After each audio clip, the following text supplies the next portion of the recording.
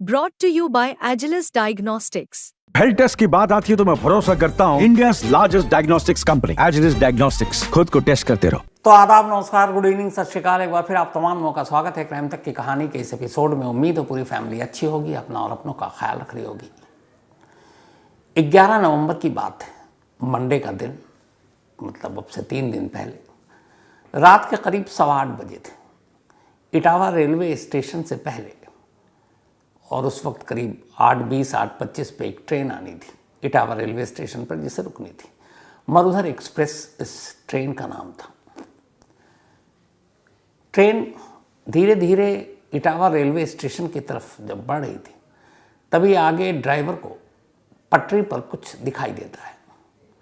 Driver देखता है कि कोई शख्स ठीक पटरी के बीच में लेटा हुआ है।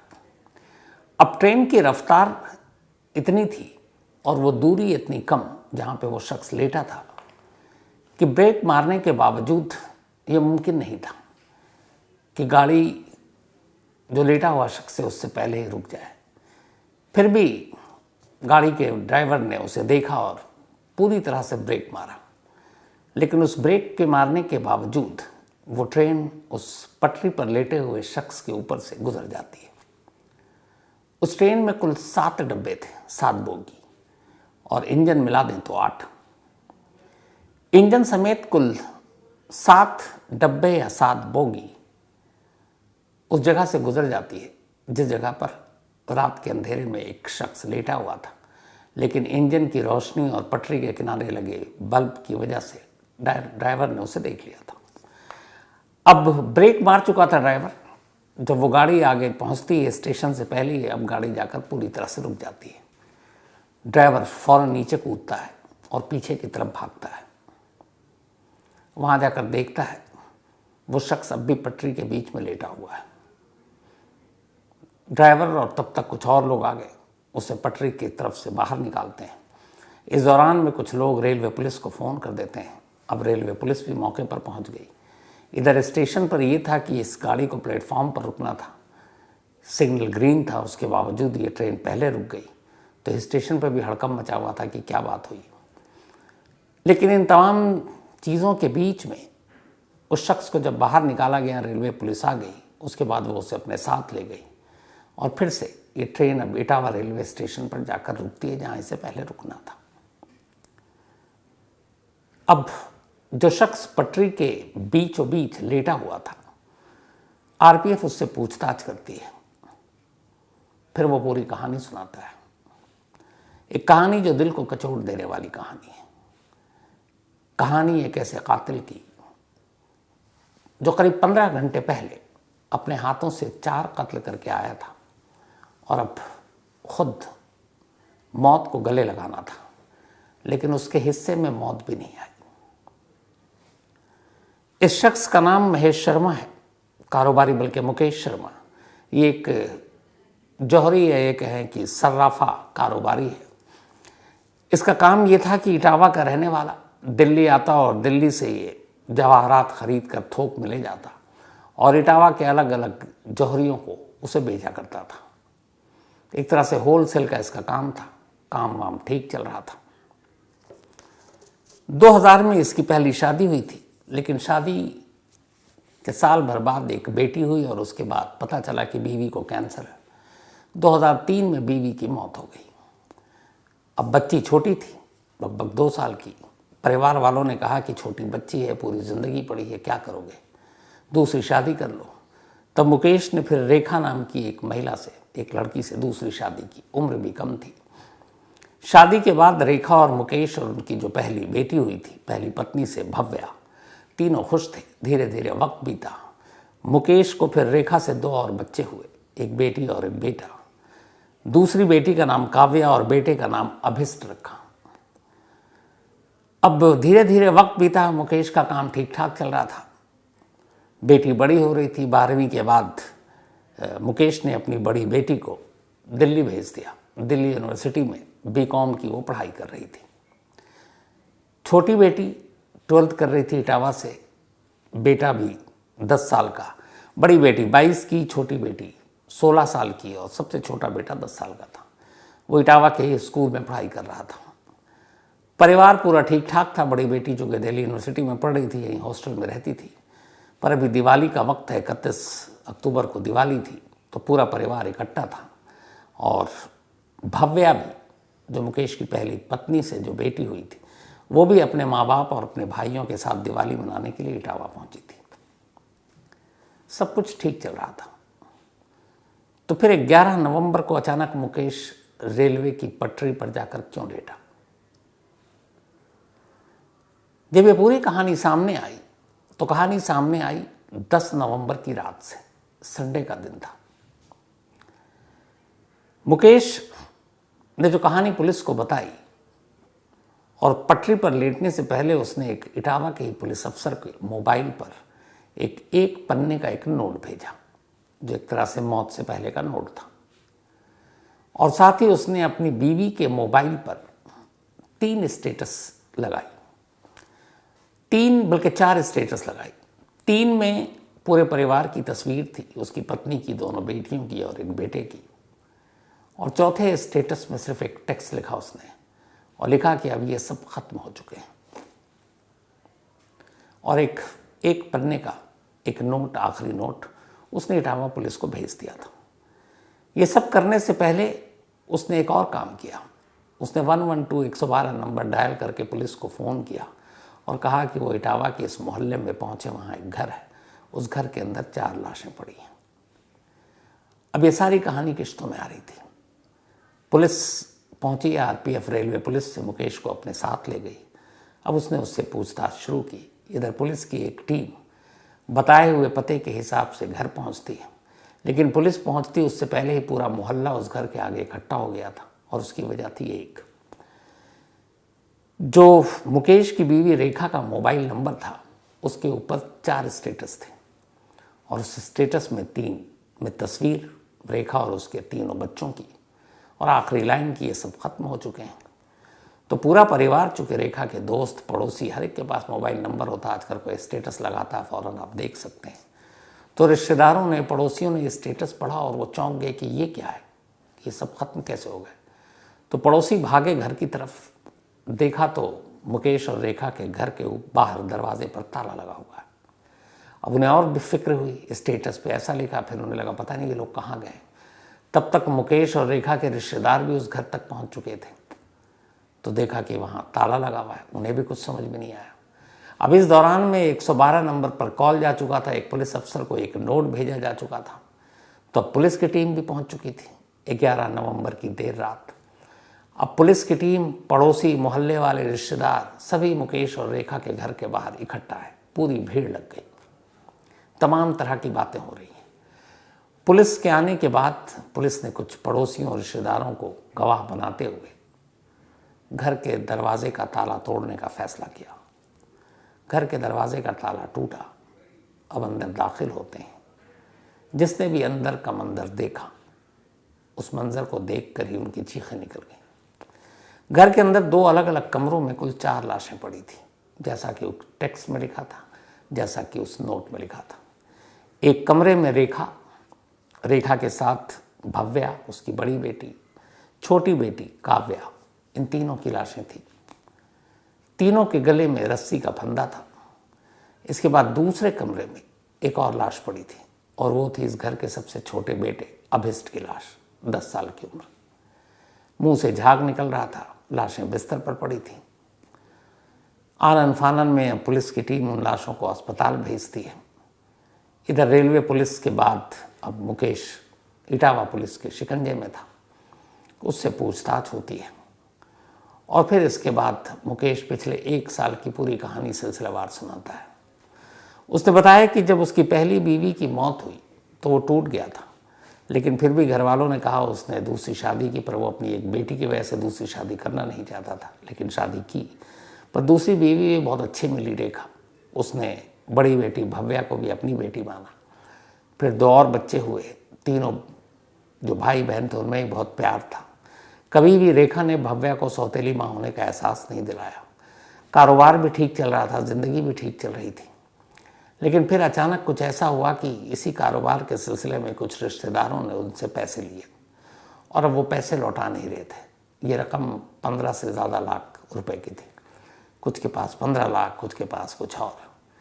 अब उसने कहा कि जब पैसे लौटा नहीं रहे तो उसके कारोबार पे असर पड़ा, कई लोग आगे पैसे मांग रहे थे, तो धीरे धीरे वो परेशान होने लगा।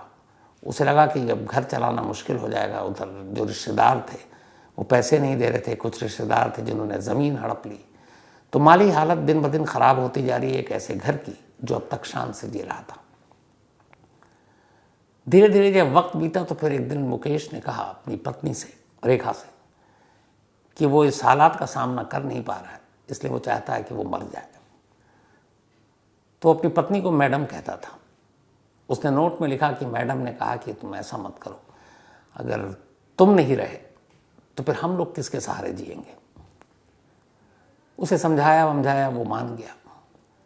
लेकिन फिर अभी जो करवा चौथ गुजरा, उस करवा चौथ के दिन भी उसने जितने लोगों से पैसे वापस मांगे दिए नहीं, रिश्तेदारों ने मुंह फेर दिया। तब उसने फिर रेखा से कहा कि ये सब लोग अच्छे नहीं हैं और बहुत मुश्किल आ जाएगी, तो मैं मरना चाहता हूँ। रेखा ने फिर इस बार कहा उससे कि देखो, अगर तुम्हें मरना है तो फिर अकेले मत मरो, इसलिए कि पूरा परिवार तुम्हारे भरोसे है। फिर मेरा और इन तीनों बच्चों का क्या होगा, एक कॉलेज में है, एक स्कूल में है, अब वो कॉलेज जाने की तैयारी कर रही है, छोटा बेटा बड़ा हो रहा है, तो फिर तो कोई भी नहीं पूछेगा और हम कैसे जिएंगे। तो एक काम करो, अगर तुमने फैसला कर लिया है तो फिर हम साथ मिलकर मर जाते हैं। करवा चौथ के दिन ये बातचीत हुई और करवा चौथ के दिन ही ये फैसला हुआ कि पूरे परिवार को ख़त्म हो जाना चाहिए। लेकिन फिर अचानक रेखा ने मुकेश से कहा कि करवा चौथ का दिन है, अमूमन इस दिन हर पत्नी अपने पति के लंबी उम्र के लिए व्रत रखती है, दुआएं मांगती है, और इस दिन एक पत्नी अपने पति को मरता हुआ कैसे देख सकती है, तो करवा चौथ बीतने दो। उसने कहा ठीक है। करवा चौथ बीत गया। इसके बाद दिवाली पे अब बेटी घर आ गई। बीच बीच में कई बार मुकेश ने फिर कहा, तो उसने कहा देखो, कभी अकेले मत सोचना, सोचना तो पूरे परिवार के साथ जाने का, ताकि पीछे में हमें कोई फिक्र ना हो कि हमारे बच्चे कैसे हैं, क्योंकि हम सब साथ जाएंगे। 10 नवंबर की तारीख आखिरकार चुनी गई और ये हुआ कि 10 नवंबर को मुकेश ने कहा कि अब जीने का कोई मतलब नहीं है।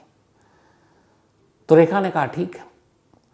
तो 10 नवंबर को पहले रेखा ने खुद ही कहा था कि देखो, मैं अपने बच्चों को मरता हुआ नहीं देख सकती, तो तुम पहले मुझे मारना। तो रेखा को उसने मारने की कोशिश की, पर फंदा ठीक से कसा नहीं, तो आइडिया ड्रॉप हो गया। 10 तारीख की रात बीत गई। अब सुबह हो गई 11 नवंबर की। लेकिन सुबह होने से पहले जब रात को पहली कोशिश नाकाम हुई, तो फिर रेखा ने कहा कि देखो, कुछ ऐसा करो कि सबसे आखिर में तुम मरना और सबसे पहले मुझे, क्योंकि मैं अपने बच्चों को भी उस हाल में नहीं देख सकती, और ये पता नहीं रस्सी वाला क्या है, कैसी तकलीफ होगी जो भी, तो नींद की गोली खिला दो, उससे बेहोशी के आलम में कुछ पता नहीं चलेगा। उसने कहा ठीक है। रात को मुकेश ने बच्चों के लिए पिज़्ज़ा का ऑर्डर दिया। उसने कहा वो नींद की गोली खाएंगे नहीं, पता नहीं कैसा क्या स्वाद लगेगा, तो उसने पिज़्ज़ा मंगाया और पिज़्ज़ा में नींद की गोली मिलाकर बच्चों को खाने के लिए दे दिया। लेकिन वो गोली इतनी ज़्यादा थी कि पिज़्ज़ा का टेस्ट ख़राब हो गया, तो बच्चे ने पूरा खाया नहीं, लेकिन फिर भी इतनी मात्रा काफ़ी थी कि वो गहरी नींद में डूब गए। इधर रेखा ने भी खा लिया, सिर्फ मुकेश ने नहीं खाया, क्योंकि उसे बाकी काम करना था। ये सब करने के बाद देर रात सबसे पहले उसने अपनी पत्नी को मारा। पत्नी को मारने के बाद अब वो एक एक कर बच्चों को मार रहा था। तभी उसका बेटा, जिसने पिज़्ज़ा सबसे कम खाया था, उसकी आंख खुल गई थी। उसने कहा पापा आप क्या कर रहे हो? तो उसने कहा बेटा कुछ नहीं, हम जहाँ होंगे साथ होंगे, तो तुझे अपने साथ लेकर चल रहा हूँ। ये कहने के बाद वो अपने बेटे को भी मार देता है, दोनों बेटियों को मार देता है। अब घर के अंदर 4 लाशें थी और ये सब कुछ सुबह 5 बजे से पहले हो चुका था 11 नवंबर को। ये सब करने के बाद अगले 10-12 घंटे तक मुकेश उसी घर में रहता है, उन्हीं लाशों के बीच। 3 लाशें एक कमरे में थी, 1 लाश दूसरे कमरे में। कभी इस तरफ बैठता, कभी बेटे की तरफ जाकर बैठता, और इस तरीके से धीरे धीरे शाम हो गई। जब शाम हुई तो फिर उसने सबसे पहले अपने एक एक कर रिश्तेदारों को फ़ोन करना शुरू किया। उसने कुल मिलाकर 20 कॉल किए और हर एक से बहुत नॉर्मल बात की। किसी को ये नहीं इजहार किया कि वो क्या कर चुका है या क्या करने जा रहा है। फिर अपने बड़े भाई से आखिर में बातचीत की। बड़े भाई ने कहा कि मैं इस वक्त मंदिर में हूँ, पूजा करने आया हूँ, पूजा ख़त्म करते ही तुझे कॉल करूँगा। और ये सारी बातचीत हो गई। इसके बाद उसने एक नोट टाइप किया मोबाइल पे और वो भेज दिया इटावा पुलिस को।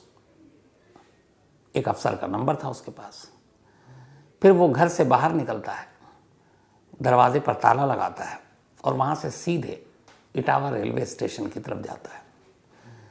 इटावा रेलवे स्टेशन पर पहुँचने का उसका मकसद ये था कि उसे मालूम था कुछ वक्त पहले ही एक वंदे भारत बहुत ही तेज़ फास्ट ट्रेन हमारे यहाँ शुरू हुई अलग अलग स्टेशंस के लिए।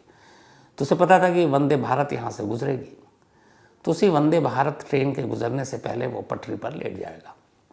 लेकिन जब वो वहाँ पहुँचा तो उसे अचानक ख्याल आया कि आज एकादशी है। और फिर उसे ख्याल आया कि इसी एकादशी के दिन उसकी पहली पत्नी की मौत हुई थी 2003 में। तो उसने कहा उसकी पहली पत्नी की मौत एकादशी के दिन हुई और उस वक्त चल रहा था कि इतने घंटे के बाद ये शुरू होगा, ख़त्म हो जाएगा। तो उसने कहा नहीं, मैं उस वक्त नहीं करूँगा जब मेरी पहली पत्नी की मौत हुई थी। तो फिर उसने वंदे भारत को जाने दिया। उसके बाद वो बैठ गया। फिर उसने अपनी बीवी रेखा का मोबाइल अपने साथ लेकर आया था। घर में तस्वीर खींच चुका था तीनों बच्चों और पत्नी की। उन सब के 3 स्टेटस अपनी पत्नी के मोबाइल पर लगाता है और चौथा टेक्स्ट लिखता है उसी स्टेटस पर कि ये सब अब नहीं है। फिर वो स्टेटस लगाने के बाद 112 पर पुलिस को कॉल करता है और कहता है कि इस मोहल्ले में, इस घर पर, इस पते पर आप पहुंच जाइए। उस घर के अंदर 4 लाशें पड़ी हैं और मैं खुद मरने जा रहा हूँ रेलवे स्टेशन के करीब। ये कॉल उसने तब किया जब वो बिल्कुल स्टेशन के करीब था। ये सब करने के बाद अब वंदे भारत तो गुजर गई, पर उसे पता था क्योंकि वो अक्सर कारोबार के सिलसिले में दिल्ली और इटावा का अप डाउन करता रहता था। तो एक मरुधर एक्सप्रेस का टाइम हो चुका था, वो 10-15 मिनट लेट थी, पर उसे मालूम था कि ये ट्रेन आने वाली है। तो जैसे ही सिग्नल हुआ, वो दूर बैठा किनारे देख रहा था। जब सिग्नल हुआ तो जाकर वो दोनों पटरियों के बीच लेट गया। मरुधर एक्सप्रेस के ड्राइवर ने देखा, ब्रेक मारी, लेकिन फासला कम था। पूरी ट्रेन उसके ऊपर से गुजर गई, लेकिन वो पटरियों के बीच इस तरीके से लेटा था कि सिवाय कुछ खरोंच के उसे कुछ नहीं हुआ। बाद में खैर शुरू में आपको बता चुका कि वो पुलिस उसे ले गई। पुलिस ने पूरी पूछताछ की। जो नोट में उसने लिखा वो बयान, जो उसने पुलिस को बताया वो बयान, जो स्टेटस था वो बयान, फिर पड़ोसियों और रिश्तेदारों से पूछताछ, तो उसके बयान की तस्दीक हर एक ने की। पर उसने जो नोट लिखा था वो इटावा पुलिस ने लीक नहीं किया, ना मीडिया को दिया। जब हमारे रिपोर्टर ने पूछा कि ऐसा क्यों, तो उन्होंने बताया कि इस नोट में कुछ सबूत हैं। वो सबूत ये है कि जिन लोगों ने इस परिवार को इस दुश्वार माली हालत तक पहुंचा दिया, उसमें कुछ लोगों के नाम हैं और वो तमाम नाम रिश्तेदारों के हैं। अब उन एक एक रिश्तेदारों को उठाकर पुलिस न सिर्फ पूछताछ करेगी, बल्कि मुकेश बेशक जिंदा है, लेकिन उस घर में हुई बाकी 4 मौतों के लिए उन्हें जिम्मेदार मानेगी। क्यों? क्योंकि इस सामूहिक मौत के पीछे का जो मकसद, मोटिव है, वजह है, वो वही लोग हैं जिन्होंने मुकेश के पैसों को दबा लिया, मार लिया, और जिसकी वजह से इस परिवार की माली हालत ख़राब हो गई और इतनी ख़राब हुई कि इस परिवार ने खुद मरने का फैसला किया। अब यहाँ पे एक चीज़ है पुलिस को जो जानना है। जो नोट है उसमें और जो पूरी कहानी है वो मुकेश ने सुनाई, क्योंकि अब रेखा सुनाने के लिए इस दुनिया में है नहीं। उसकी बेटी भव्या नहीं है, काव्या नहीं है, अभिस नहीं है बेटा। तो अब जो मुकेश के बयान है उसी को जांच कर पुलिस उस बयान की सच्चाई का पता लगाएगी। तो मुकेश की जो पूरी कहानी यह है कि ये उसने कत्ल नहीं किया है, क्योंकि उसकी पत्नी की मर्जी इसमें शामिल थी और पत्नी ने ही कहा था कि हम जाएंगे तो साथ जाएंगे, वरना मैं अकेला जा रहा था तो पत्नी के दबाव और पत्नी की फिर इस बातचीत से वो कन्विंस हो गया कि अगर वो अकेला गया तो अभी तो चलो इधर उधर से कुछ करके घर चला रहा हूँ, जब वो नहीं रहेगा तो इस घर के 4 लोग कैसे रहेंगे। तो इसीलिए उसे पत्नी की बात सही लगी और फिर उसने कहा कि अब एक साथ ही रहना है और फिर इन चीज़ों से दूर, किसी को तकलीफ़ ना हो तो एक साथ मर जाना चाहिए। तो उसके हिसाब से ये मर्डर नहीं किया है, बल्कि ये मर्जी थी उसकी पत्नी की। लेकिन क्या तीनों बच्चों की मर्जी थी, इस बारे में उसके पास कोई जवाब नहीं है। तो अगर पत्नी भी साथ में थी और शामिल थी तो भी फिर ये तीनों बच्चों का कम से कम मर्डर का केस तो बनता है, कत्ल बनता है। हालांकि कायदे से 4 बनता है, पत्नी समेत, क्योंकि पत्नी है नहीं अपनी सफाई देने के लिए। तो पुलिस फिलहाल उससे पूछताछ कर रही है, लेकिन इस एहतियात के साथ, क्योंकि वो शख्स खुद अपनी जान दे जा रहा था, तो कहीं उसको कुछ अकेला मौका मिले तो उल्टा पुल्टा ना कर ले। तो बाकायदा उसकी निगरानी रखी जा रही है, बाकायदा मनोवैज्ञानिक को बुलाकर उसकी दिमागी हालत को पढ़ने समझने की कोशिश की जा रही है। और इस दौरान में कुछ रिश्तेदारों को इटावा पुलिस ने उठा लिया है, उनसे भी पूछताछ हो रही है और जल्द ही कुछ लोगों की गिरफ्तारी का ऐलान भी होगा। लेकिन कुल मिलाकर एक अफसोसनाक कहानी। तो कहानी ख़त्म करूं उससे पहले वही अपना सिलसिला।